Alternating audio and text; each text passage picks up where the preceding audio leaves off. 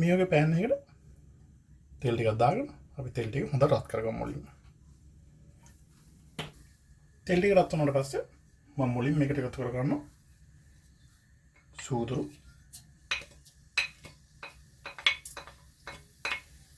කරාමුණැලි, එනසා, කුරුඹු පොතු, කරපිංච, රම්පේ, ඉඟුරු, සුදුරු වුණා. මේක දාගෙන අපි පොඩි වෙලාවක් මේක ටෙම්පරේචර් කරගමු.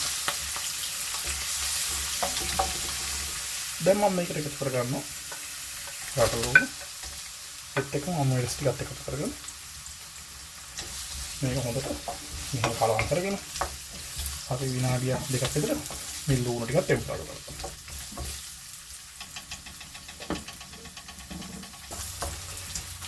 දැන් මම මේකට එකතු කරගන්නවා ලුණු කුඩු. ඒත් එක්කම බැදපු තුනක මේකෙන් එකමාරක් විතර එකතු කරගන්නවා. මොකද මම මේ සෝයා මීට් එකේ තියෙන මේ 3-5ක් ගන්න නැහැ. ඒකටම මිරිස් කුඩු මේකෙන් එකමාරක් එකතු කරගත්තා. දැන් අපි මේ ටික හොඳට කලවම් කරගන්න ඕනේ. කලවම් කරලා පොඩ්ඩක් බෙද ගන්න. මේ විදිහට බෙදගත්තාට පස්සේ පොඩි වෙලාව මම මේ සෝයා මීට් තඹගෙන තියෙන්නේ. උණු වතුර ලුණු චුට්ටක් දාගෙන මේ සෝයා මීට් ටික දාගෙන ඊට විනාඩි 10ක විතර පස්සේ හොඳට වතුර මිරිකගෙන සෝයා මීට් එක කෑලියට කපාගෙන තියෙන්නේ. මම ඊට පස්සේ සෝයා මීට් ටික මේ විදිහට එකතු කරගන්නවා. ඊට පස්සේ අපි දැන් මේක හොඳට කලවම් කරගමු. මේ විදිහට හොඳට කලවම් කරගෙන දැන් මම මේකට එකතු කරගන්න පොල් කිරි කෝප්ප දෙකක්.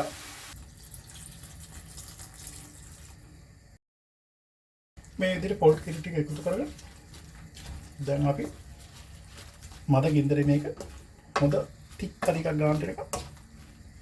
ඉතින් තික් ග්‍රේවි එකක් ගන්න එක අපි හින්දගමු.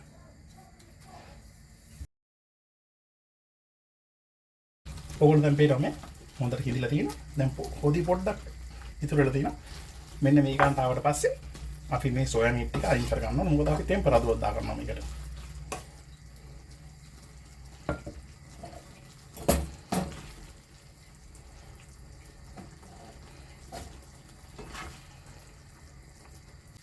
මෙන්න මේ විදිහට තෙල් ටික එකතු කරනවා. තෙල් ටික හොඳට රත් කරගන්න.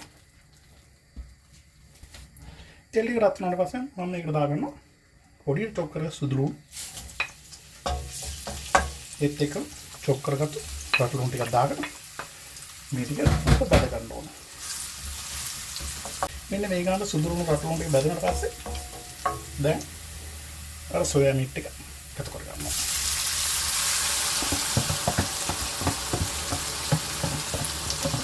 මේකට එකතු කරගෙන ඊට පස්සේ මම මේක දා ගන්නවා කළු කුඩු තේරි භාගයක්.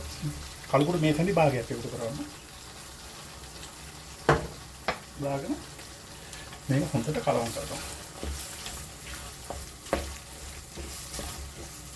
මේ විදිහට සෝයා මීට් ටික දාගෙන විනාඩි 2-3ක් විතර පොඩ්ඩක් උයාගත්තට පස්සේ දැන් ඕගොල්ලෝ කියනවා හොඳට හිඳිලා තියෙනවා. ඉතින් මෙන්න මේ විදිහට තමයි රසවත් විදිහට සෝයා මීට් කරි එකක් හදාගන්නේ. ඉතින් ඔයගොල්ලෝ හදලා බලන්න. නැවත වීඩියෝකින් හමු වෙනතුරු ඔයගොල්ලෝ හැමෝටම සුබ දවසක්.